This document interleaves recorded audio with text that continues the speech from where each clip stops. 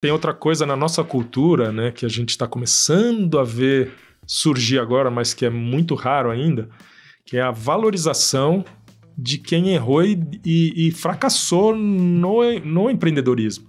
Então, os fundos de investimento lá dos venture capitals do Vale do Silício, quando analisam o empreendedor para investir, eles falam, cara, esse cara já quebrou alguma vez? Se ele quebrou, ele tem um valor a mais. Ele tem um valor a mais. Claro, dependendo do histórico do cara, do brilho no olho, da ideia, não é só, quebrou, não é isso. Mas o fato de você quebrar e dependendo do que você fez com isso, o que você aprendeu com isso? Você está aplicando agora as correções do erro que você cometeu? Para o investidor tem mais valor, cara.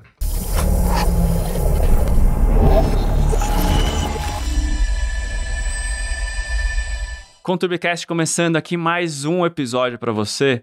E, cara, te falar que eu tô empolgado aqui, porque quando uma pessoa tem várias histórias para contar, eu acho que hoje a gente não vai contar todas ao mesmo tempo. Mas o Gustavo, que tá aqui na minha frente, hoje ele tá na Natural One, né, Gustavo? Bem-vindo. Natural One. Olá, tudo bem? Bem-vindo. Você também, obrigado. Bom demais, cara. Assim, o cara sempre foi executivo, mas tem pensamento empreendedor. E aí você entrou nesse mundo, né? Você vai falar, eu vou estudar. O que você foi estudar? Fui estudar administração. Né? Eu sempre gostei de empreendedorismo. Eu, na verdade, cara, não sei se você vai lembrar, que você...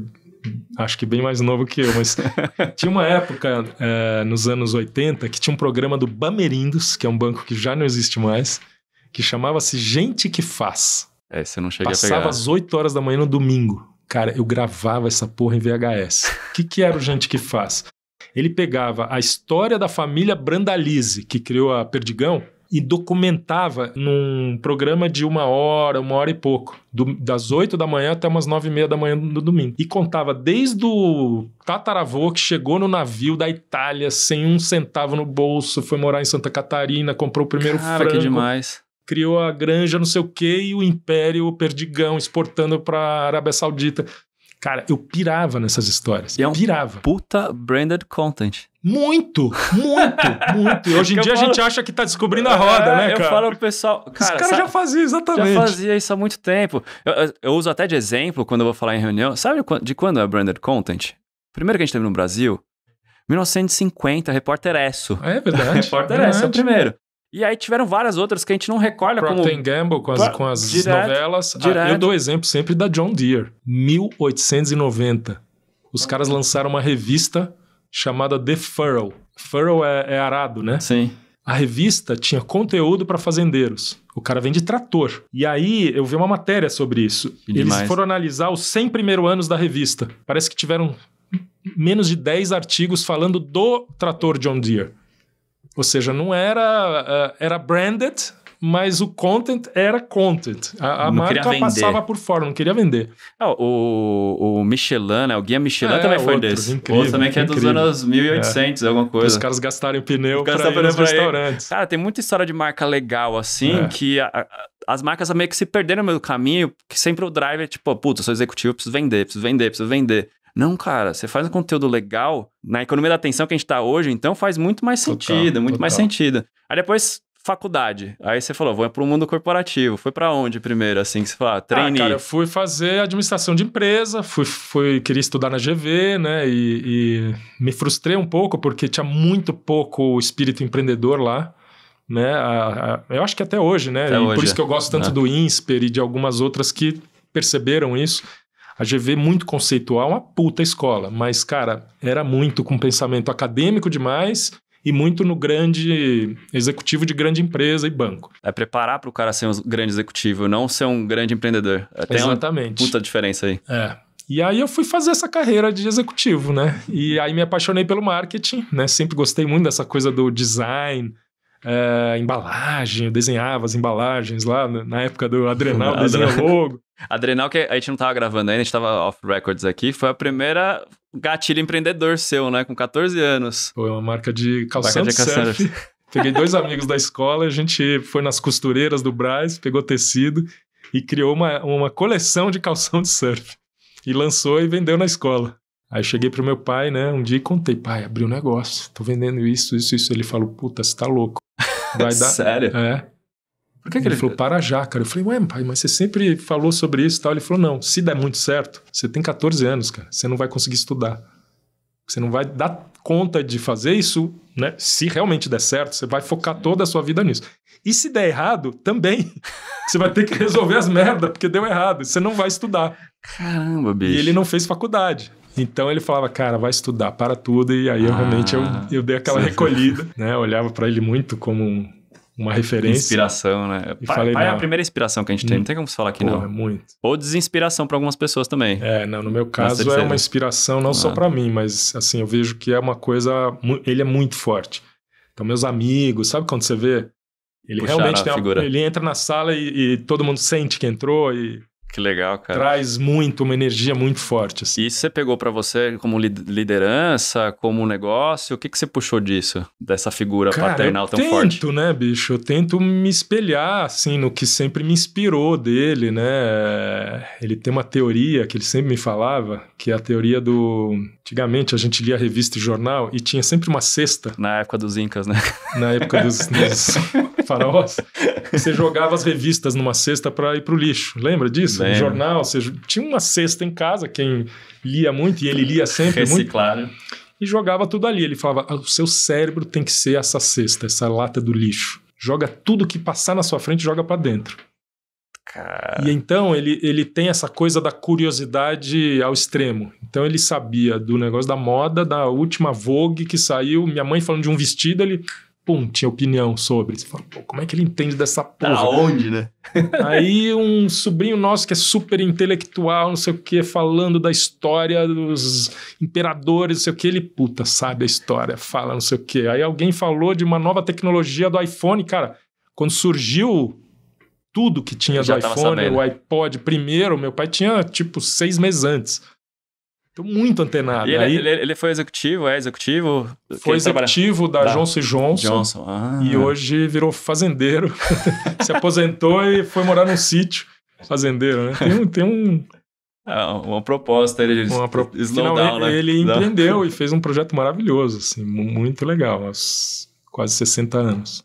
Que legal, cara. E lá Johnson & Johnson era executivo do quê? De que área? Bem de consumo? Era da Consumer e depois foi responsável pela operação toda no Brasil, né? Ele era o CEO do Brasil e depois foi para os Estados Unidos tocar outras operações lá. Então foi alto executivo lá. Cara, que demais, muito inspirador mesmo. Pô, imagino. Cara, que demais. Eu sempre falo, cara, a sua adolescência, se você usar bem, ela vai te impactar o resto da sua vida. O resto da sua vida. Você pode não ser empreendedor, mas em algum momento você vai querer fazer aquilo que você fazia. Foi tão divertido que a formação de opinião é muito nessa idade, né? Dos 13 aos 15, 16 ali, o que você faz aí pode decidir muito a sua vida. A gente tem que tomar cuidado, né? E as referências. Tava falando da referência do meu pai, é muito por aí. Cara, que legal. E depois... Saiu da GV, né? Você foi pra onde? Fui ser trainee da Elma Chips. Elma Chips. Aí tem essa historinha que eu em casa aprendi a comer super saudável, granola, pão integral. Estudei numa escola Waldorf que fazia o próprio pão, aquela coisa super natureba. E virei assistente do gerente de cebolitos e baconzitos e promoção da figurinha. E esse era o meu mundo.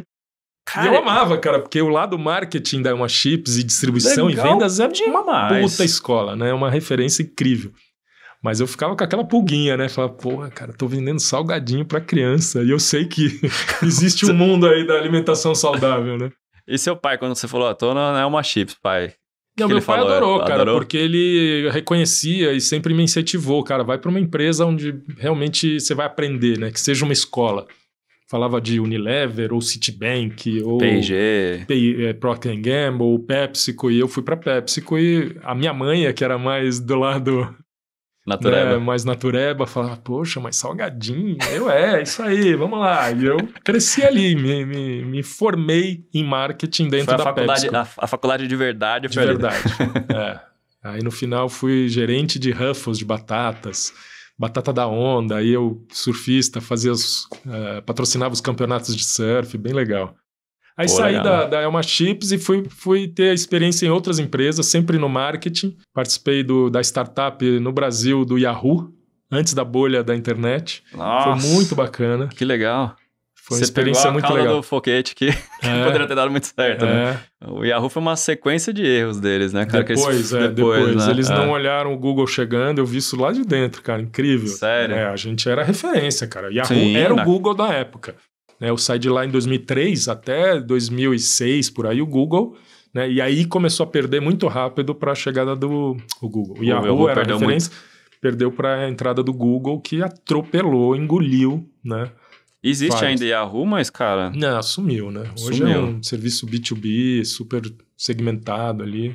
Nossa, mas tinha um potencial. Inclusive, o Zuckerberg, acho que foi a primeira empresa que ele foi vender, o Facebook, foi pro Yahoo. Ah, é? Não sabia dessa. Uma das histórias dessa, eu acho que uma das primeiras que ele foi pro Yahoo. Aí ofereceu, tipo, um bidder. Ele falou, não, vale 10. Aí os caras, não, então, tchau. Pô, tem outra história da arrogância do Yahoo que eu vi de dentro, cara. Os 2 fundadores do Google, o Sergey lá e o Larry Page, bateram na porta dos fundadores do Yahoo, falaram, cara, a gente é calouro de vocês, né? Stanford. Eram bem mais novos, a gente é engenheiro, descobrimos um algoritmo aqui, ninguém sabia o que era isso na época, só os caras de busca lá, que o Yahoo era a referência. Só que a gente precisa de mais uns 2 ou 3 engenheiros e uma salinha para poder trabalhar. Você deixa a gente ficar aqui no canto do seu escritório? Você acredita nisso? E os caras falaram, não, aqui, fica aqui, coisa nenhuma. Então tá bom, vamos na minha garagem. Vocês vão roubar a nossa expertise, não quero. E ele foi buscar outro lugar e deu no que deu, olha que louco. Cara, tem várias histórias, né? A Nokia teve esse problema também, de não ver a coisa, a Kodak, tem várias dessas, né? Que vê a inovação. A Kodak, por exemplo, inventou a câmera digital, não acreditou. Verdade. O que aconteceu com a Kodak hoje? Então, cara, histórias, né? Tem um podcast que eu gosto muito, chama Business Wars, que conta muito essas histórias. Então ele pega lá, Sony contra Microsoft, né? E fala das batalhas de games. Aí, tipo, Mac contra Burger King. Falando de referências, é uma bem legal, assim, pra gente que gosta de empreendedorismo. Tem várias dessas histórias, cara. Boa. E é super bem narrado, assim. Tem versão em português hoje já. Mas pra gente que já fala um pouquinho mais de inglês, a versão em inglês é super legal, que o locutor é muito bom. E aí depois você falou, saiu de Ruffles, aí você foi empreender já logo de cara? Não, como aí foi? Eu fui pra Ceras Johnson, morei no Rio de Janeiro, outra mega escola, né? E lancei a marca Ziploc no Brasil. Ziploc dos saquinhos. Sei, nossa. E aí, né, de novo, ali no mundo da alimentação, né, não é um produto de alimentação, mas a gente tinha que estudar a fundo o consumidor, ia conhecer como é que ele armazena na geladeira a comida e tal. E fiquei lá 2 anos, foi muito legal, a gente trouxe a categoria para o Brasil. Aí fui para o Yahoo, fiquei no Yahoo uns 3 anos e meio, quase 4. E aí voltei para a PepsiCo, né, me chamaram, só que daí na área de refrigerantes. Aí eu já fui como diretor de marketing e fiz lá um ciclo de 5 anos e pouco. E lá a gente lançou H2O, tinha Pepsi Twist. Foi um momento muito legal da Pepsi no Brasil, em parceria com a Ambev. Muito bom, porque são 2 produtos que foram, tipo, carro-chefe por muito tempo, né, da PepsiCo. Sim, e a Pepsi, né, tem essa tradição de fazer filmes e uma publicidade completamente fora da curva. Tinha muito mais naquela época, né? Então foi uma escola muito grande de trabalhar um tipo de branding sem limite de verba, né? E o Brasil, naquela época, junto com a Almap e Marcelo Serpa, era uma das grandes referências criativas para a Pepsi no mundo inteiro. Então a gente fez aquela campanha dos jogadores de futebol surfando, que pô, é uma coisa incrível. Você assiste hoje, você não acredita. Um filme, para produzir aquele filme, custou $2 milhões. Então não tinha limite de verba, tinha um incentivo para fazer um negócio espetacular. E aquilo me ajudou muito, né, a entender os fundamentos do branding bem feito, com os melhores profissionais, com os melhores recursos e tal. Aí, lá no meio é que eu voltei a lembrar do meu sonho de empreender. Eu ficava, poxa, mas tá tudo muito legal aqui, mas será que eu vou terminar minha carreira e não vou abrir o meu negócio, cara? E aí aquela mosquinha foi me cutucando. Aí quando a gente lançou H2O, foi quando me deu o estalo, cara. H2O era uma versão mais saudável do refri. Eu falei, pô, legal, eu trabalho com refri, né? Agora tá batendo no meu propósito de vida, né? Propósito de vida, salgadinho, refrigerante. Eu sei que a alimentação saudável cada dia se torna mais relevante, as pessoas começando a ficar obesas, toda essa discussão, e eu ali no meio. O sucesso de H2O me mostrou que, de fato, essa tendência grande da alimentação saudável ia virar business pesado, né? E aí, numa pesquisa consumidor, a mulher lá comentou, pô, adoro H2O, mas é um pouco me engana que eu gosto, né? Aí aquilo, eu guardei e falei, poxa, tá aí, cara. Se eu fizer um refrigerante que não vai ter essa frase no finalzinho, dizendo é um engana que eu gosto e é de verdade, as pessoas amam refrigerante. E aí surgiu a ideia de colocar gás no suco. Foi daí que surgiu essa ideia. Só que eu não tive coragem de empreender, eu demorei ainda uns 6 anos para abrir o meu negócio. Sério? Você pegou o gatilho ali, guardou, falou, tô com a Fiquei, ideia. cara, remoendo aquilo. Aí um dia a minha filha veio me perguntar o que eu fazia. Sempre tem um gatilho, cara, né? Ela Sempre tem tinha 1 ano e quase 2 anos, já falava. Falou, papai, o que você faz, né? Chegando tarde, todo dia em casa. Falei, papai trabalha na Pepsi. Ela falou, o que é Pepsi? Eu falei, ixi, tá errado, né? Eu nunca trouxe um refrigerante pra minha casa e ela nunca vai beber. Aí eu expliquei o que era refrigerante, que ela não sabia, ela foi dormir feliz da vida, que ela entendeu o que o papai fazia. Eu não dormi. Eu falei, puta, eu não vou dar o meu produto pra minha filha. E aí, de novo, né, a ideia do... Isso é muito grave, né? Do suco natural com gás, eu falei, isso sim eu daria pra minha filha com todo orgulho, né? Então, por que não? E aí a resposta foi, porque eu não tenho coragem, né? Padrão de vida, custo, e vai, né? Você vai se conectando nesse mundo corporativo. Ele te consome, né? Você fala, pô, se eu sair daqui, o que eu vou fazer? Essas conexões e tal, como que vai fazer? E como que você pulou de paraquedas? Quando você falou, aí eu saí da Pepsi, fui pro Grupo Iguatemi, e a primeira virada que deu foi que eu saí de marketing, né? Assim, de fato, pela primeira vez, fui tocar as operações de shoppings do interior de São Paulo. Então não tinha nada a ver com marketing, era manutenção, segurança, expansão comércio. Ou não? Só a parte operacional expansão mesmo? Expansão também, né? Na época estava sendo construído o Alphaville, Ribeirão Preto, e o super consolidado é o Iguatemi Campinas, tem Sorocaba, São Carlos. Então eu fui olhar esse mundo do varejo, do shopping, da operação. Só que o que eu comecei a olhar também mais de perto? As operações da praça de alimentação, porque eu tinha acesso a todos os números e tinha que ver quem estava performando, quem não estava. Quando eu olhava ali os relatórios de vendas dos lojistas, a primeira página sempre era a da praça de alimentação. Que o fluxo é maior, né? Não, porque eu tinha interesse. Você... Não, o fluxo maior é da moda. O shopping é o mundo da moda, que é o grande... Né? Onde tem é o que move, receita. Mas eu olhava a alimentação porque era minha paixão. Seu drive. E o que eu percebi, cara? As operações de salada, de suco natural, de alternativa saudável, tudo crescendo. Mais que a média. Eu falei, porra, a onda tá passando. Primeiro eu vi H2O. Agora eu tô vendo isso aqui, cara. Esse negócio é um movimento maior do que eu imaginava. Preciso empreender nisso. E aí é que eu tomei coragem e fui. E aí foi larguei Iguatemi e abri a Gloops, cara. Aí você foi no esquema bootstrap com o próprio dinheiro ou você já foi tipo, pô, vou usar meu network, ver quem topa nessa, vou fazer o pitch? Os dois. O bom de empreender tarde, né? Eu já estava aí com 43 para 44 anos, eu falei, vou fazer direito. Né? Eu tinha muito a perder. Quando você tem 20 anos, você tem pouco a perder. Sim. Então o que eu fiz? Eu estudei muito. Enquanto eu estava no Iguatemi, eu comecei a estudar empreendedorismo, cara, a fundo. Descobri o Guy Kawasaki, que para mim é uma puta referência de empreendedorismo, lá do Vale do Silício. Ele trabalhou com Steve Jobs e tem vários livros legais. E ele que me passou essa ideia do bootstrap que eu nem conhecia, né? Imagina, você tá no mundo corporativo, você nem sabe o que é isso. Isso é muito do esquema de startup, né? Startup usa muito. Total. Aí o que eu fiz? Eu planejei, eu falei, eu tenho uma grana para sobreviver durante 1 ano, bancando as minhas contas e abrindo o negócio. Ou seja, são 2 lugares que eu preciso colocar esse dinheiro. Após esses 12 meses, eu preciso ter um investidor, porque o negócio não vai ficar de pé no começo se eu não tiver investidor. Então, eu planejei a entrada desse investidor desde o primeiro dia. Eu falei, não adianta eu sair com PowerPoint. Eu tenho que fazer um protótipo quanto antes possível. Só que não era um negócio de tecnologia, não era um aplicativo, era um negócio físico, né? Tinha que chegar numa fábrica e falar, gente, ó, eu tenho esse produto aqui, bora testar. Exatamente. Que é totalmente diferente. Só que eu não fui nesse caminho, cara. Eu fui no caminho do varejo. Porque eu vi no shopping que tinha os quiosques de suco natural. Eu falei, é isso que eu quero fazer. Eu quero fazer a Starbucks do suco. Ó? Aí eu montei a primeira lojinha aqui na Vila Nova Conceição, que era um juice bar super charmoso, legal, com a marca Gloops já.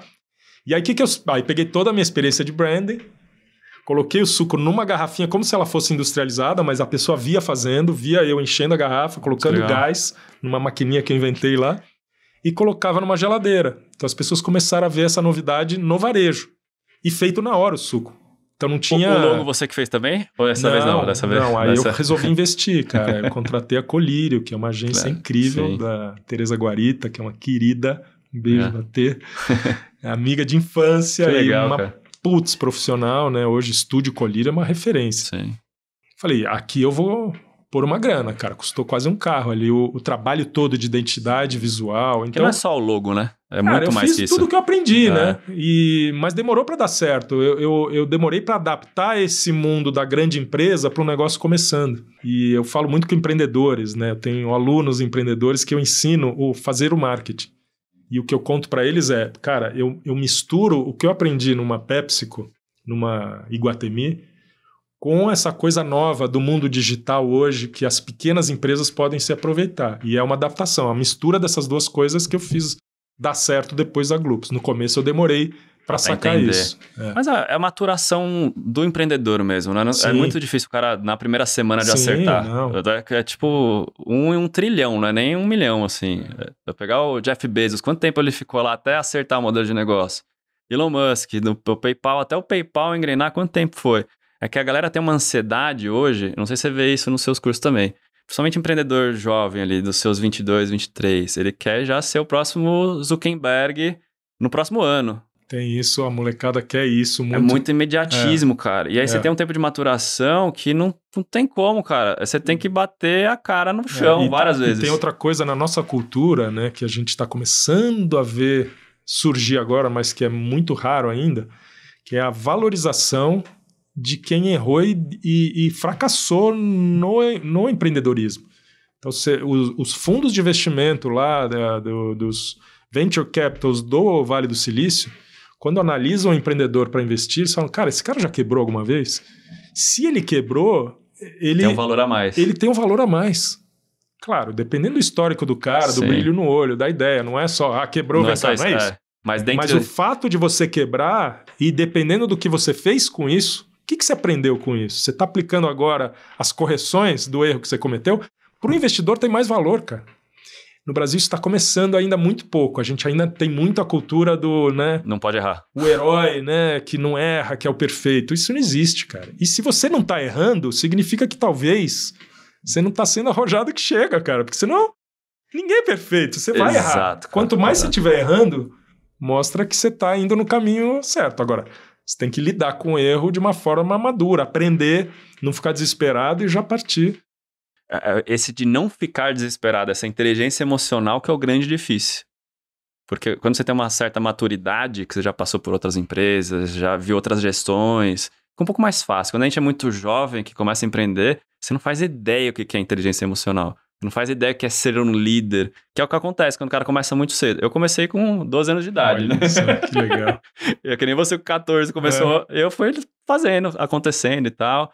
E aí falei, preciso aprender o mais rápido possível. O meu drive de pessoa nunca foi de tipo ganhar dinheiro. Meu drive foi sempre aprender o máximo possível. Que nem você falou da cesta de revista, eu sempre uso a esponja. Sim, meu cérebro é uma esponja. Você tem que absorver. Eu tenho que absorver o máximo possível. Que na hora da pressão, se alguém me apertar, eu vou ter conteúdo suficiente para entregar alguma coisa para ele. E passar isso para outras pessoas. E falando agora de liderança, assim, você tem uma grande figura que foi seu pai. O que você aprendeu nesse tempo, assim, que você usa no seu dia a dia para passar essa mensagem para outras pessoas, para outras gerações, para o seu time?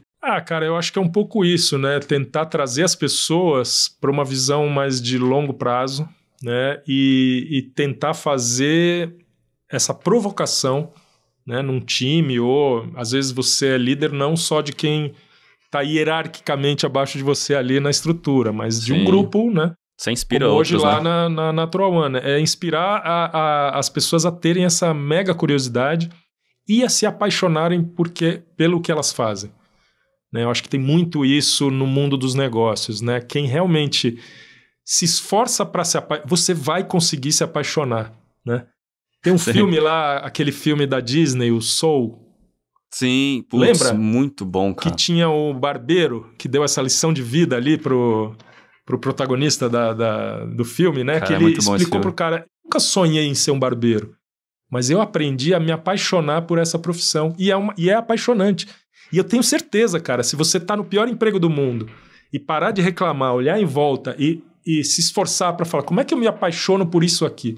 Deve ter alguma coisa ali que faz sentido que você vai conseguir conectar. Então essa eu acho que é a mensagem. E a cultura dentro da Natural One é muito legal, cara, porque a gente tem uma mistura ali de uma eficiência de gestão muito forte, né, que vem de todo o background dos executivos, que vieram todos de grandes empresas, Danone, muitos da Ambev, né, Sadia, Juntou uma galera boa ali, né? Com esse espírito empreendedor que vem do fundador, que é o Ricardo Hermírio, né? Então, um dos nossos valores lá é espírito empreendedor mesmo, alma empreendedora, a gente chama.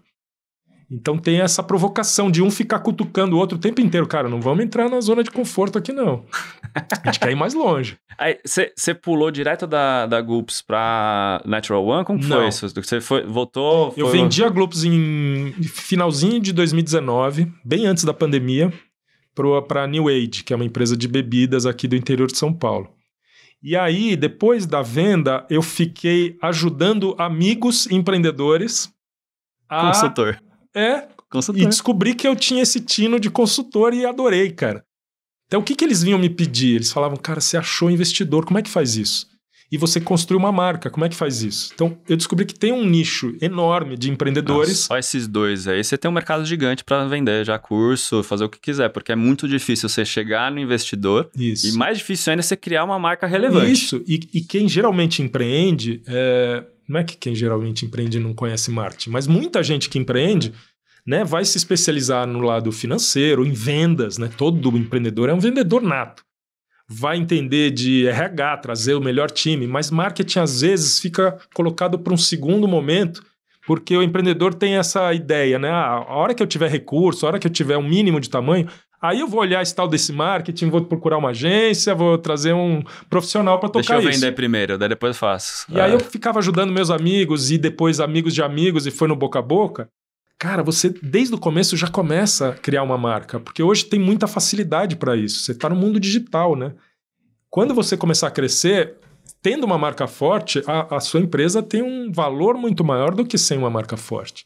Aí eu fiquei fazendo isso durante a pandemia inteira, 2020, 2021. Aí virei sócio de uma consultoria chamada Teia, que são amigos meus da faculdade, muito legal. Olha o network aí também, né? E aí, de repente, me chamaram da Natural One. Tinha feito um grande networking, conhecia muita gente de lá. E aí eu me apaixonei, porque o projeto vem pra cá pra ser empreendedor também. Então lá os executivos são sócios. Os caras te conheciam já, né, bem? Eu falei, pô, mundo do suco, empreendedorismo, no patamar que a Natural One já estava ali em 2020, final de 21.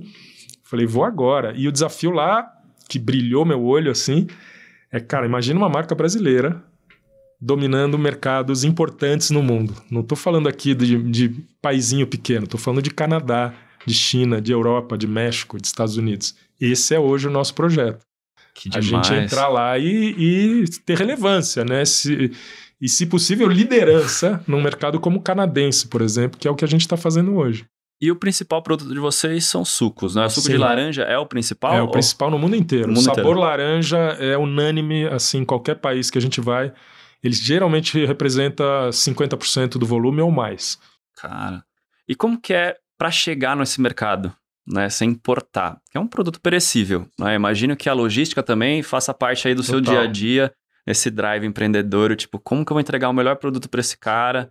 Que chegue lá fresquinho, fique sempre fresquinho, gostoso, com o mesmo sabor, manter a linearidade desse sabor, que é uma treta também. Uhum. É uma das coisas principais. O que o cara tá tomando aqui no Brasil ser igual que tá no Canadá, igual que tá na China.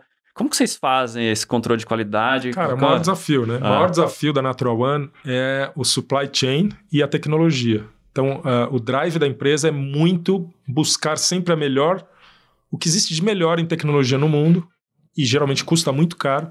Então, são investimentos altíssimos. A nossa linha de produção no Brasil hoje, a nossa fábrica, ela tem poucos similares no mundo. Você pegar uma marca como Tropicana, que hoje é a líder mundial de suco de laranja, ela não tem a mesma tecnologia aplicada em todas as fábricas, né? Igual a nossa.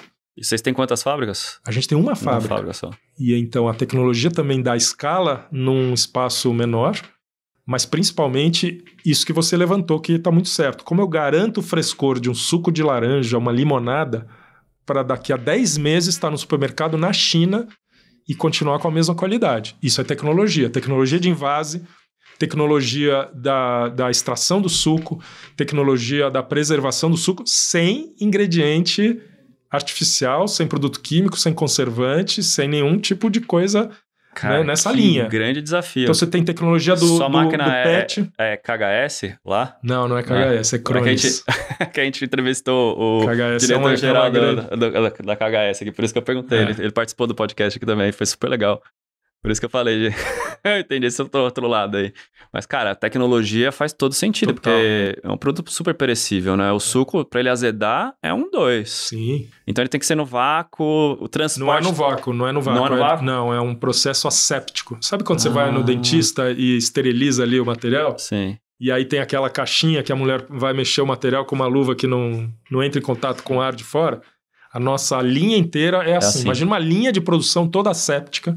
Então o suco entra ali, não tem contato com esse ar que a gente está respirando do lado de fora. Ele não oxigena, então. Invasa, aí na hora de invasar o headspace, que a gente chama, que é aquele espacinho de ar entre o líquido e a tampa, não tem oxigênio, porque a gente injeta hidrogênio ali. E aí, cara, e mais uma série de outros segredinhos desse tipo, né? Qual que é a proteção da embalagem para que não migre moléculas de oxigênio ao longo da vida útil do produto para dentro do líquido? Tem formas de fazer, vai custar mais caro, é mais desafiador. Aí tem uma curiosidade. Normalmente, quando eu vou comprar, eu gosto muito da Natural One, eu sempre vou nela, primeiro. E aí tem os supermercados que tem lá não refrigerado. E os caras colocam dentro da geladeira. Sim. Eu vejo isso muito mais, que é tipo uma categoria on-premise, né? Que você pega e já consome na hora. Tem diferença de embalagem de um pro outro? Tem diferença de embalagem. A embalagem, a gente lançou, né, uma coisa muito inovadora. Um suco de laranja 100%, sem conservante, na linha ambiente, sem ser refrigerada. Cara, isso é um baita desafio. E o que faz com que esse produto fique estável ali? O tipo de embalagem que a gente usa, o tipo de envase. Então, é bem por aí mesmo. E às vezes a loja coloca no refrigerado pela conveniência, e que é normal. Mas a gente garante 8 meses fora da geladeira uma linha grande de sabores que a gente tem. Cara, é muito tempo, né? É muito tempo, 8 meses é muito tempo. Mas isso garantiu a nossa escala, né? Sim. A Natural One hoje tem uma escala e é líder na categoria de suco 100% por conta desse desafio aí da tecnologia, de buscar um produto estável. Os grandes atacarejos hoje no Brasil é tudo produto ambiente. Sim, não tem geladeira para isso. Tem, mas muito pouco, né? Muito pouco, não representa. E aí, como que funciona para vocês? Grandes volumes, baixos volumes, qual que é o mercado, como vocês planejam esse mercado? Porque tem desde a embalagem pequenininha, né, tem embalagem grande, tamanho família, como que é saber esse mercado, que é uma complexidade também? Isso é uma coisa, né, a gente tem muito forte na cultura da Natural One, um pensamento que vem do Ricardo, que é o nosso fundador, que é assim, ele viveu o mundo do suco de laranja como commodity por 30 anos. Então, ele é um dos caras que mais conhece suco de laranja no mundo. E a frustração dele era ver o Brasil como o maior exportador de suco de laranja sem valor agregado. Quem agregava valor era o americano, o europeu, que pegava aquela commodity e fazia um produto com marca, com brand e com tudo. Ele falou, cara, eu vou fazer isso no Brasil. Que é uma categoria, o agro nosso tem esse problema, né? Exato. A gente tem um agro super forte, tem vários produtos nossos aqui que vão para fora e voltam. O algodão é né? Que eu acho absurdo também. Mas então, essa cultura da escala vem desse pensamento. Ele estava acostumado com grandes escalas. Então, ele trouxe essa ideia da grande escala, só que para um produto de valor agregado, embalado, com design, com uma embalagem diferenciada para o consumidor final e não para o B2B. Então, a gente tem ali um desafio que é grande escala, só vai ficar de pé um negócio tão complexo como esse se tiver volume. Se tiver muito volume. Se você pensar de forma global. Então, a Natural One sempre...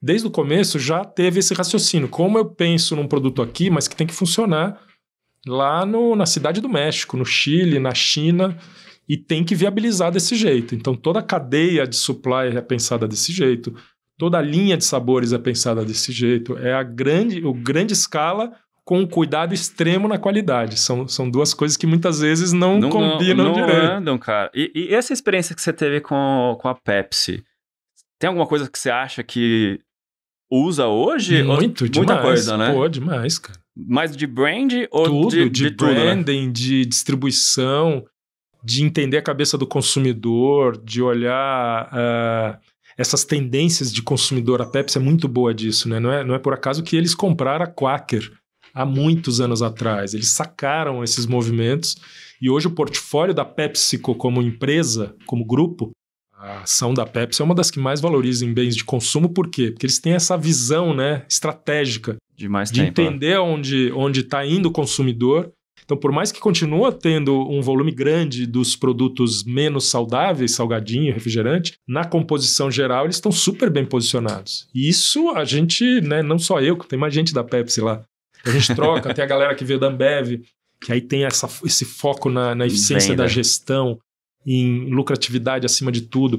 E essa combinação é muito legal. Quem mais do time lá completa vocês, assim, que veio de outras empresas de tecnologia ou mais de bens de consumo? Não, é mais de bens de consumo. Tem o pessoal que veio das commodities, que entende profundamente de fruta, de laranja, de processo produtivo. Tem gente que entende do agro. Tem gente que entende de produção, que veio da Danone. Tem gente que entende de vendas profundamente, que veio da Ambev, PepsiCo.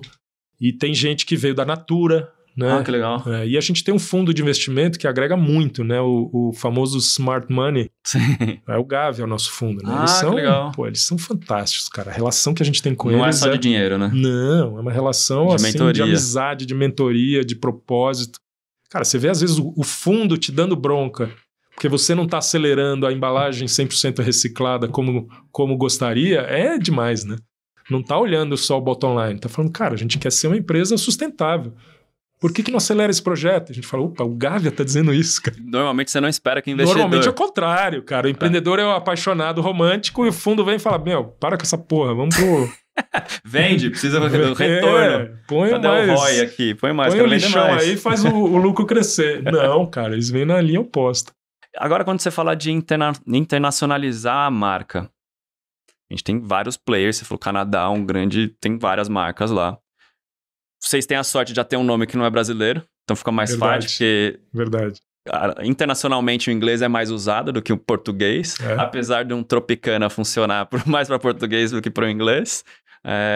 Como que vocês fizeram esse planejamento já? Desde o início da marca já foi pensado? Desde o nome, né? Já foi pensado, lógico, né? Natural One. E hoje, quais os mercados que vocês estão atuando mais, assim, no internacional de expansão? A gente está em mais de 12 países hoje. O nosso foco principal está na China, está no Canadá e está no México. Então a gente chama, esses são nossos 3 big bets. Aqui na América Latina o foco é Chile. A gente tem um parceiro muito forte no Chile, chama-se Quilais.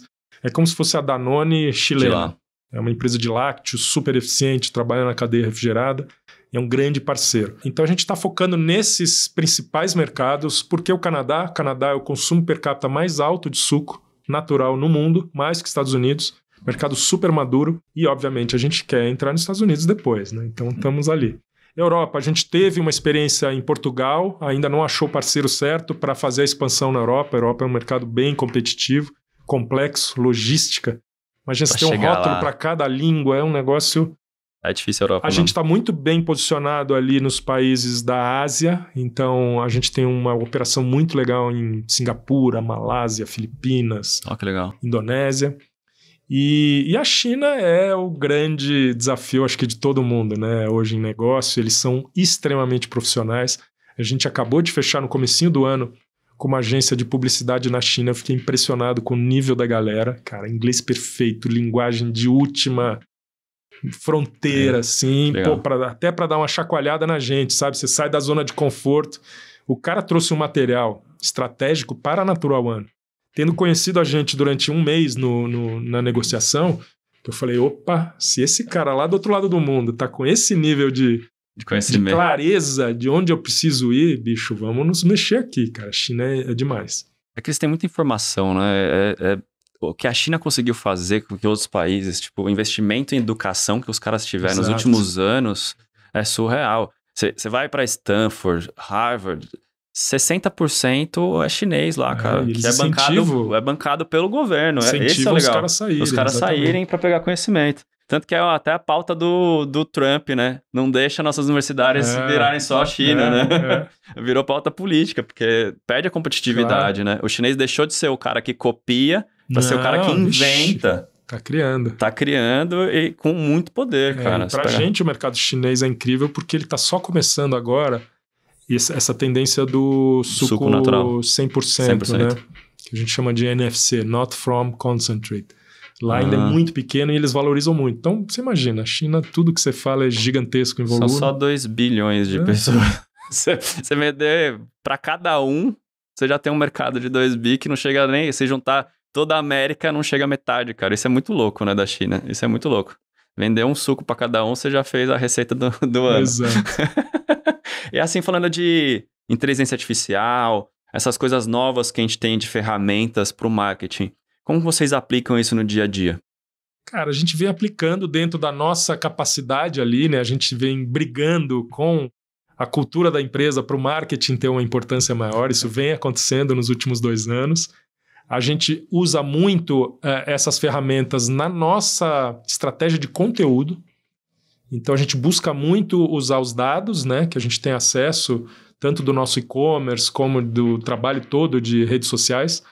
E usa ferramentas de inteligência artificial até para criar o conteúdo mesmo, né? Fazer edição de vídeo hoje, tem as ferramentas, a gente está... Sim, ajuda demais. Cada vez usando mais, facilitando. A gente aplicou muitas ferramentas de inteligência artificial em toda a cadeia de supply chain e na área financeira hoje também. Então, nessas frentes a gente... Mas tem muita coisa por ser feita ainda, né? E a Natural One, ela é um pouco uma mistura de uma startup, que ainda tem muita coisa ali sendo feita de forma caótica, com uma empresa já mega estruturada, né? Porque essa cultura veio junto com as pessoas que vieram de grandes empresas, mas a gente não perdeu esse espírito startupeiro de fazer mais rápido, de... Então, inovar, a gente tentar... quer introduzir isso tudo, mas ainda tem um monte de coisa para ser feita no básico, né? Mas, cara, isso que você falou de ter esse espírito startupeiro é o que grandes corporações estão procurando hoje. Estão procurando e não conseguem. Não conseguem implementar. Porque o mundo corporativo é muito, tipo, quem mexeu no meu queijo, né? Isso. Cara, tá dando certo, por que eu vou mudar? Por que eu vou inovar? Não, tem que mudar isso, porque tá vindo outros players, tem outras startups que estão olhando o seu negócio, vendo que você não tá se movimentando. E, cara, daqui 6 meses pode ser que você não exista mais, porque esse cara já tá maior que você. Vê a história que a gente contou agora há pouco do Yahoo. O Google bateu na porta. Exato, e depois atropelou. Depois atropelou quem que é o Yahoo hoje. Então, assim, é bem legal você misturar isso, né? Ter o perfil do mundo corporativo com o perfil de startups. Não ser nem só um, nem só outro. Exato. Porque só o caos de startup, você não consegue ir para o mercado internacional. Você não consegue. No caos, você não consegue sobreviver. Então, misturar os dois, eu acho que é o grande caminho, assim. E preservar isso depois que você continua a crescer também é um baita desafio. Baita desafio, porque... Quem mexeu no meu queijo, né? Que é uma coisa que deu certo. Por que a gente vai... Cara, já deu, né? Já cansamos. Vamos agora tirar o pé do acelerador. Aí você tirou o pé do acelerador, aí vem outro problema, outra crise. Falando agora de... Tirando seu pai, quem mais te inspira, assim? Que você fala, pô, esses caras passaram aqui, essa pessoa me inspira demais. Obviamente, figura paterna é a primeira, né? Mas quem mais? Cara, empreendedores em geral, né? Eu acho que tem um cara que eu admiro demais, que é, inclusive... conselheiro nosso, que é o Alexandre Borges, que criou 3 empresas e vendeu. A última delas foi a Mãe Terra, vendeu para a Unilever. Tem uma história de empreendedorismo brilhante e eu acho que a vida também vai te ajudando, né, nisso, porque quando eu comecei a Gloops, no PowerPoint ainda, me apresentaram ele, meu cunhado que trabalhou com ele me apresentou, cara, você tem que conhecer esse cara. Eu falei, beleza, eu vou lá, mas a Mãe Terra já tinha uma relevância, né? Eu falei, poxa, esse cara vai ficar lá comigo 1 hora, se eu conseguir vai ser maravilhoso, pedir opinião, né, desse meu PowerPoint, meu pitch inicial aqui. Cara, ele ficou a tarde inteira comigo. Tinha acabado de me conhecer. E aí, vira e mexe, eu ligava pra ele. 2 empreendedores que se juntam. Exato. Mas, pô, é bom demais. Foi muito legal, porque ele entregou muito pra mim, né? Fiz muito... Que legal. Deu muitas dicas, deu muito valor, me deu umas broncas aqui e ali. Falou, cara, você não tá indo full, você tem que ir mais agressivo e tal. Beleza. Corta, passa vários anos e, de repente, a hora que eu chego na Natural One, então o pessoal aqui vai te conhecer, o conselho também quer falar com você e tal. A hora que eu vejo quem tá no conselho, Alexandre Borges. Eu falei, pô, que incrível, né? E facilitou o dia. É um cara que eu tenho como referência não só pelo histórico empreendedor e profissional, mas como pessoa, né? Você conversa com ele, você vê que ele tem uma maturidade, assim, de entender, né, essas dinâmicas e já passou por tanta coisa. É um cara extremamente humano. Então eu tenho ele como inspiração, assim, pô, um dia eu quero ser igual a esse cara. E ele é bem mais novo. Então... Que legal, cara, que demais. Pensando assim de futuro, assim, né, de carreira, Natural One, o que você tem de perspectivas, assim, que você fala, cara, projetando para aqui 5 anos, que é uma das coisas mais difíceis hoje. 10 anos atrás, você projetava para 5 anos. Hoje, você projeta para 6 meses, se muito, né? De tão acelerado que são as coisas. Mas o que você vê de mudanças, né? A gente viu essa mudança de hábito aqui, né? As pessoas procurando coisas mais saudáveis. Mas o que mais vocês têm mapeado, assim, que você acha, assim, que vai vir com força? Bom, como indivíduo, né, eu enxergo esses próximos 5 anos de forma muito empolgada, porque eu sou empreendedor lá dentro hoje, né? Cada um dos executivos tem uma fatia do negócio, então a gente é dono, não é que se sente dono, é dono. Claro que cada um na sua proporção, né? O Gávea tem muito mais e tal, mas a gente é dono do negócio. E o nosso plano é muito ambicioso, né? É aquela coisa de sonhar grande mesmo. E com propósito. Então, cara, para mim, assim, não tem outro sonho maior do que ver a Natural One um dia, talvez, quem sabe, fazendo um IPO fora do Brasil e tal. A gente fala sobre isso.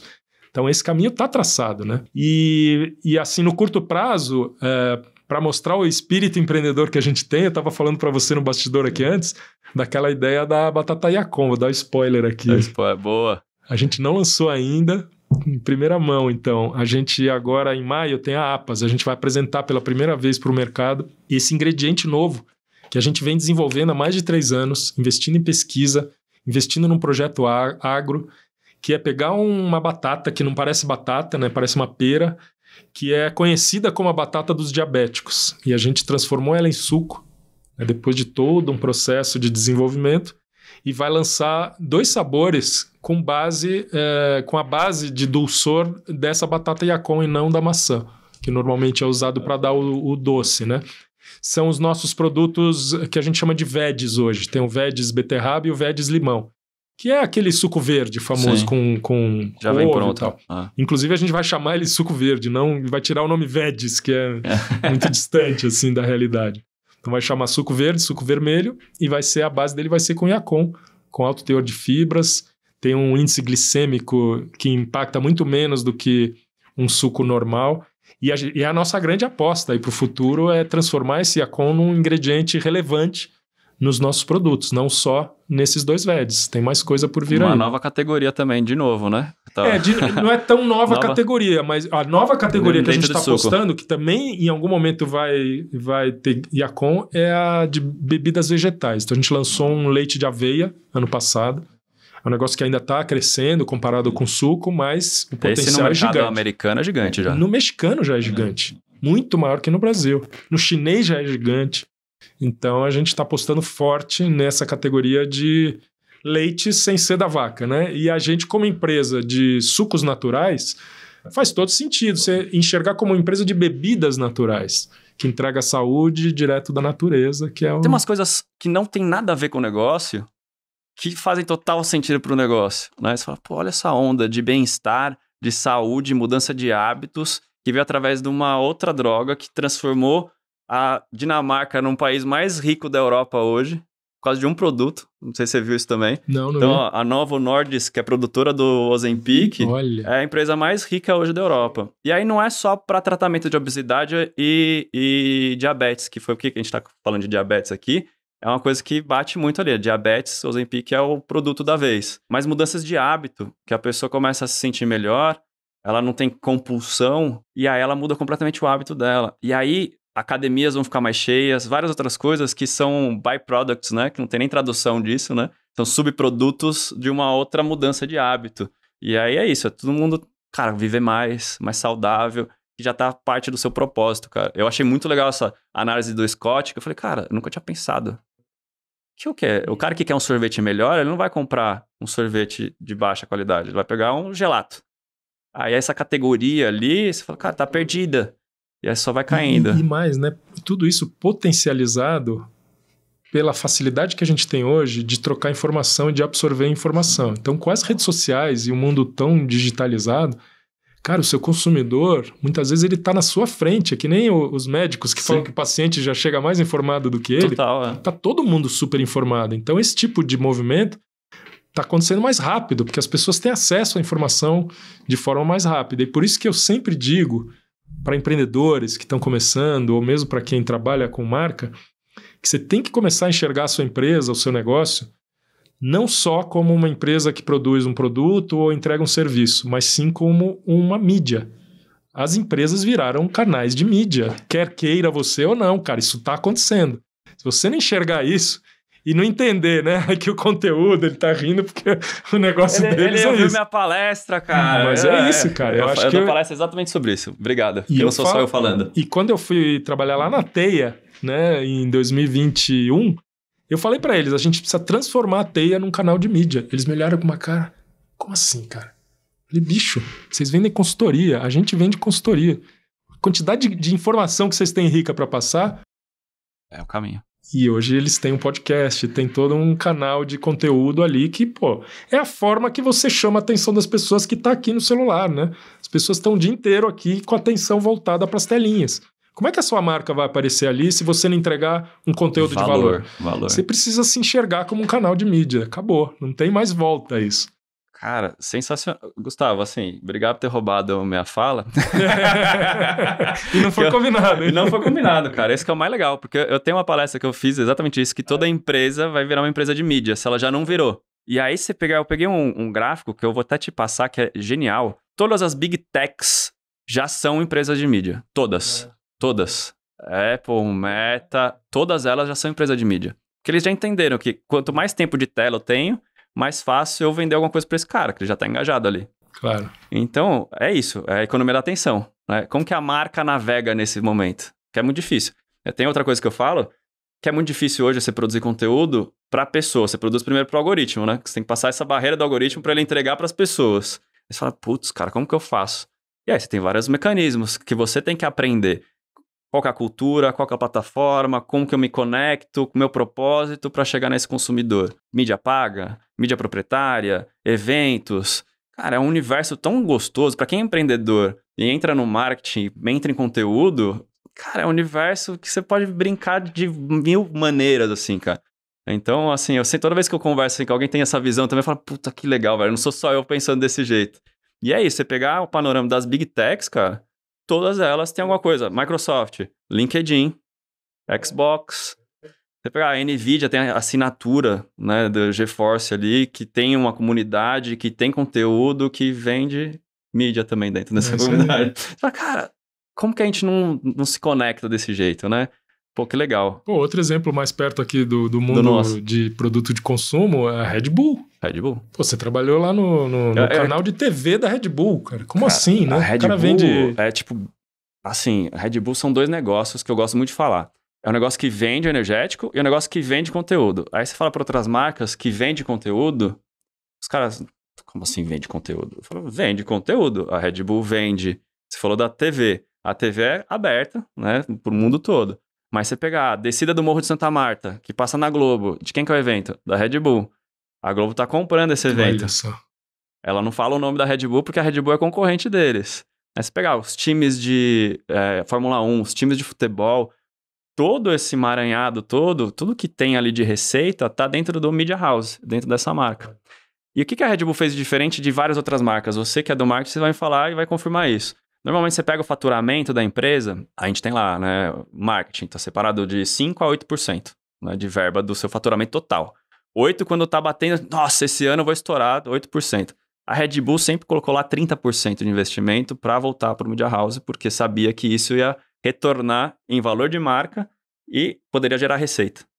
Então, realmente eles apartaram isso. E aí na hora que você fala, para um cara que tem pensamento empreendedor, ele fala, putz, demais, quero fazer isso na minha empresa. O cara que tem só drive de venda, ele fala, pô, mas e o produto, onde entra aí? O cara não entendeu tudo que a gente tá falando aqui. E outra, te liga uma outra chavinha da rentabilidade, né? Exato. Se você não tem um negócio rentável, como é que você vai direcionar, você, né, vai recurso tão grande? Só custo, cara. Você tem que chegar pro seu CFO, que é o seu financeiro, e falar, gente, a gente tá investindo no marketing. Não é um custo que tem que ter o marketing. Não, eu tô te gerando mais receita. E não é receita direta só com mais vendas. Eu tô vendendo coisa para você. E isso você não precisa ir muito longe, né? Pensa a revista impressa. Tinha empresas que faziam revista impressa, pegar Tá nas Nuvens, que eu fiz parte do projeto. Vendia a mídia e voltava para a empresa como lucro. Sim, sim. Então não é uma coisa nova. Não é uma coisa que a gente tá falando nova. Você podia fazer isso de várias maneiras. Só que o profissional de marketing tem que se preparar pra mexer no mercado ali e mexer na chavinha de tipo, pô, não vou vender só produto, não vou vender só minha marca. Vou fazer minha marca ser maior do que tudo isso e tudo que vier depois eu consigo entregar. Isso é um espírito empreendedor que vocês já têm, já que é bom demais. Não, e tem outra coisa, né? A gente falou de fazer um conteúdo que primeiro precisa agradar o algoritmo. Mas, na verdade, cara, eu acredito num formato que é entender a mente humana que independe do algoritmo. Se você 100%. tentar agradar a sua audiência, olhando os fundamentos de como que o ser humano opera, né? O que ele valoriza, o que atrai ele, o algoritmo vai entender que você está fazendo um conteúdo relevante e vai te ajudar, porque no fundo o algoritmo faz isso, né? Claro que ele força a barra ali para ficar prendendo você mais horas em cada um das plataformas. Mas quanto mais... E esse fenômeno do TikTok, eu acho que está indo nessa direção, né? Ele está indo buscar muito mais pessoas que se conectam com o conteúdo versus... Antigamente que a gente olhava muito o número de seguidores. Então hoje, às vezes, um vídeo bem produzido no sentido de relevância, né, não de qualidade só, ele pode viralizar nesse novo conceito, né, TikToker da vida, porque o conteúdo é relevante. Então também pensa, e aí vai buscar os fundamentos, né, que por isso que eu falo tanto das grandes escolas do marketing, que vem trabalhando há mais de 100 anos, essa coisa de entender o fundamento da cabeça do consumidor, o que atrai ele, quais são os desejos, né? E não só tentar fazer mídia de performance para gerar clique e ficar só olhando métrica. Você tem que entender o ser humano, cara. Senão, o algoritmo vai te engolir. Ele vai te dizer qual que é a regra e você não vai entender o consumidor. Essa mecânica que você falou de programática, né? De pagar por performance... Ela só tende a você gastar cada vez mais dinheiro. Porque a performance é isso, é que nem carro, o CAC vai subindo. O seu CAC, custo de aquisição por cliente, vai subindo. Se você procura clientes que só querem, já estão prontos para comprar, o cara que digita na busca lá, quero comprar um iPhone. Se, né, a Apple está impulsionando só para esse cara, beleza, no começo vai dar super certo, porque o cara já quer comprar. Mas se você programa toda a sua mídia, eu vejo muita gente fazendo isso, para colocar todo o recurso, indo só atrás dessa low-hanging fruit, né, dessa fruta mais perto ali de colher, o algoritmo também não é burro, cara. Ele vai começar a subir o preço. E aí, daqui a um pouco, você não vai mais ter rentabilidade. Vai custar mais caro trazer esse cara do que ele comprar. Então, você tem iPhone. Tem que entender a mente humana para buscar o cara que não está buscando o seu produto no Google ou não está pronto para comprar. Como é que eu esquento esse cara, transformo ele numa lead depois e aí trago ele, né? Cara, transformar em lead é uma das coisas mais bizarras do marketing, eu acho. Não sei se você acha isso também. Transforma esse cara em lead. Né? Não, cara, não. Aí é só pra ter um linguajar mais marquetês, né, cara? Não, vamos transformar esse cara num fã da marca. Isso. É muito diferente. Tribo, né? A gente tava falando de tribo aqui. De tribos, aqui cara. Esse cara tem que ser apaixonado, a gente tem que entender ele o máximo possível. E tudo ser a partir dele. E não eu querer empurrar alguma coisa goela abaixo. O que esse cara precisa? O melhor suco. Eu vou entregar ele, aonde ele tiver vai ter o melhor suco. Ele vai estar facinho, ele vai pegar. Porque ele quer tomar um suco. Tá com sede, ele vai pegar o suco. Não vai pegar o refrigerante, por exemplo. Como que eu faço para chegar nesse cara? Já tem um culto desse de gente que não toma refrigerante por nada. Então, cara, eu vou fortalecer meu conhecimento com esse cara. Meu relacionamento com esse cara. E a partir disso, aí você escala, né? A gente tem um projeto muito legal que você me deu o gancho aqui, que eu lembrei dele, né? Que é um pouco nessa linha, chama-se Coletivo Natural. É um prêmio para empreendedores. O que a gente fez? Já estamos indo para a quarta edição, quarto ano que a gente vai dar esse prêmio. A gente escolhe 3 vencedores de uma gama de... Todo ano a inscrição aumenta, né? Esse ano foram quase 200 inscrições. De empreendedores que têm projetos com foco sustentável. Qualquer tipo de projeto, seja uma pequena empresa, uma startup, uma ONG, uma média empresa. Se você é empreendedor, tem um projeto que busca alguma coisa dentro desse ecossistema de sustentabilidade, a gente vai olhar, você vai poder se inscrever, a nossa audiência vai escolher os 10 melhores e depois a gente, junto com a audiência, tem uma comissão lá, escolhe os 3. Então, por que eu estou dizendo isso? Né? Porque é uma forma de eu transformar as leads em fãs, né? Sim. Eu estou criando uma tribo que está orbitando em volta da Natural One, que não está só olhando ali, eu vou comprar o suco e é uma mera transação comercial, preço, melhor preço, está na gôndola ou não. Commodity. Eu quero que esse meu consumidor entenda, essa marca está promovendo empreendedorismo sustentável. E esse ano, por exemplo, ganhou um cara que é apicultor e reaproveita a madeira de demolição para fazer as caixas da madeira. Não tem nada a ver com o nosso negócio, não tem nada a ver com tecnologia, mas, cara, você não sabe como as pessoas amaram ver a história desse cara. E essa pessoa, depois, na hora que ela vai escolher um suco, adivinha qual que ela vai, inconscientemente, às vezes, dar mais chance para colocar no carrinho dela? Aquela marca que conectou ele mais pelo lado emocional, né, e tá trazendo para transformar num fã, parte dessa tribo, ou aquele que só tá aqui pensando na parte frontal do cérebro, que é a racional, que é qual o melhor preço, quantos centavos hoje essa semana, que também vai fazer. É importante, mas se você não tem a conexão emocional... É assim, na prateleira você tem 5 tipos de suco diferentes, por exemplo. Qual que o cara vai pegar primeiro? Ele olha o preço, beleza. E depois? Conhece essa marca?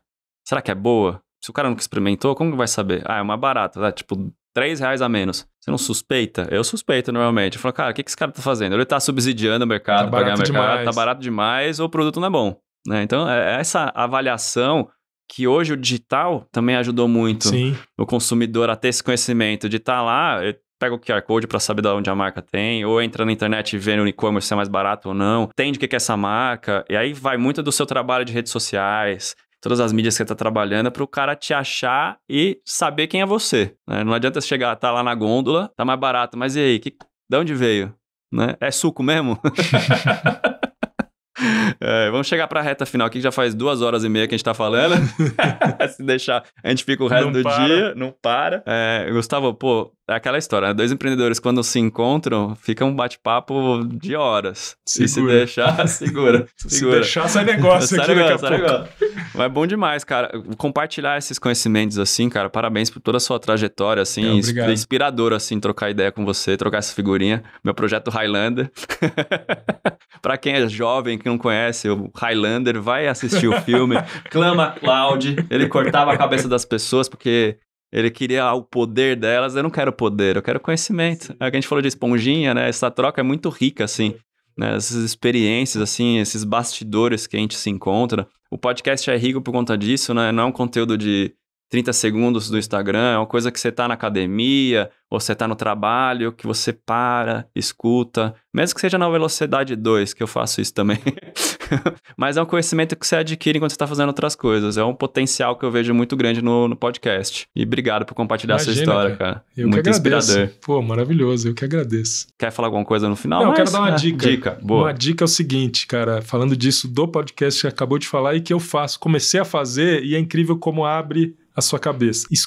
Pega esse papo que a gente fez hoje aqui, dá um pause ali em algumas referências que a gente falou. Né? A gente falou de alguns livros, falou de alguns nomes. Naquele momento que você tá com tempo, né? Que você tá caminhando, você tá ali cozinhando, tá na academia, para e fala, pô, esse cara que ele falou, deixa eu ver quem é. Aí você vai lá e, bicho, abre a ramificação, né? Puta, esse cara eu não conhecia. Eu falei do Gui Kawasaki. Vai lá, vê quem é, vê que livro escreveu e começa a ver. De repente não vai ter nada a ver com o seu interesse, mas às vezes vai. Então, uma dica de como, né, práticas de como escutar um podcast Cara, acho que os últimos 15 livros que eu comprei foi ou porque algum amigo que eu trouxe no podcast me indicou, ou porque eu ouvi algum podcast. E eu gosto de comprar livro físico. Eu não sou eu sou old school. Que eu prefiro do papel, né? Se desconectar também do digital, que às vezes você pega o iPad ali pra ler e você fala, pô, mais uma tela, né? A gente tem tanta tela. Uma notificação, já era. Eu até desligo a internet, né? Vou ficar só no livro ali, mas mesmo assim é tela, né? É um LED na sua cara ali. O papel é o papel, né? Você tem a luz ali, é outra relação. Mas é isso, cara. Projeto Esponjinha. Uma coisa que você escutou aqui, que vai abrir um leque e abre um radar de outras coisas que você vai usar em algum momento na vida. Pode parecer que aquele momento não vai servir de nada, mas usa como esponjinha. Essas são 2 dicas valiosas. Gustavo, obrigado, viu? Boa, valeu, cara. Valeu demais. Gente, esse foi mais um ConturbiCast. Se você gostou desse episódio, compartilha com seus amigos, deixa seu like, deixa seus comentários se tiver aqui no YouTube e até a próxima. Esse foi mais um ConturbiCast. Então bora ver as 3 lições que o Gustavo Sinsen, o CMO da Natural One, ensinou pra gente hoje. Número 1. Sabe por que o empreendedor precisa aprender com seus erros? Porque as empresas que superam fases difíceis com sucesso são bem admiradas por muitos investidores. Isso acontece porque uma gestão de crise inteligente transmite muito mais credibilidade e segurança para manter o valor estável dos negócios. Número 2. Aquele pensamento de que não se mexe em time vencedor pode ser um grande perigo. Na verdade, inovar sempre faz parte do negócio, porque a inovação desenvolve a sua equipe em múltiplos níveis de estratégia. Pode acreditar, inovar é um exercício que prepara qualquer empresa para encarar os desafios do mercado. Número 3. Toda empresa deve produzir conteúdo relevante. Essa é uma necessidade real no mundo de hoje, onde as pessoas se atraem por informações úteis, sem aquele excesso de speech comercial. Agora é o momento ideal para você desenvolver a relevância da sua marca, porque é só assim que as pessoas darão atenção à sua entrega.